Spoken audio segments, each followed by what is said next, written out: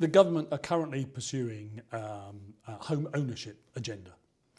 And that is absolutely right. It's perfectly legitimate in terms of the government's policies, but I do think that it alienates a sector of our communities, sector of our population, who are now struggling to actually get into being able to rent affordable housing.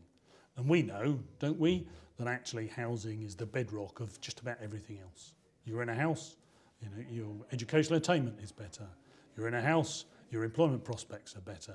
You're in a house, actually the social cohesion of the family is better. So housing is absolutely critical, I think, to the way in which our communities will look and feel in the next 5 to 10 years. We are not currently building enough affordable houses in East Anglia, and I think that is a real issue for us.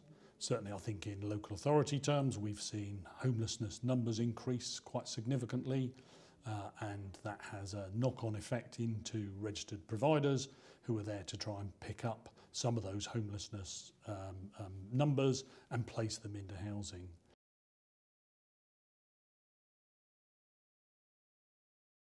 So for me, I think Colne Housing needs to think quite carefully about how it works with its partners, how it works with other local authorities who do need to look at how we can increase the number of affordable houses available. I think Colne undoubtedly is well positioned at the moment. I do think Colne may well need to consider how it can partner more closely with other organisations and local authorities who are going to look at building affordable housing. I think the only way for us is to build affordable housing outside of what we call the housing revenue account, which is a ring-fenced account for housing purposes.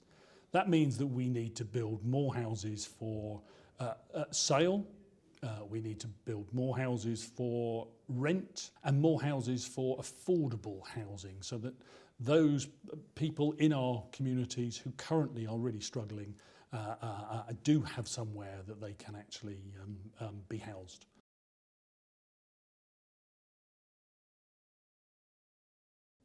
I think Colne, for me, does a really good job at the moment. I think there are probably two areas I would suggest Colne should consider positioning itself in. One is the management capability that Colne has for other registered providers who perhaps are struggling at the moment. So I think that getting alongside them, looking at how you can provide some of that support to them, might even be managing some of their properties, I think is one area that I would look to expand. And as I say, I think on the other side, it's more about different organisations, local authorities actually building more affordable housing.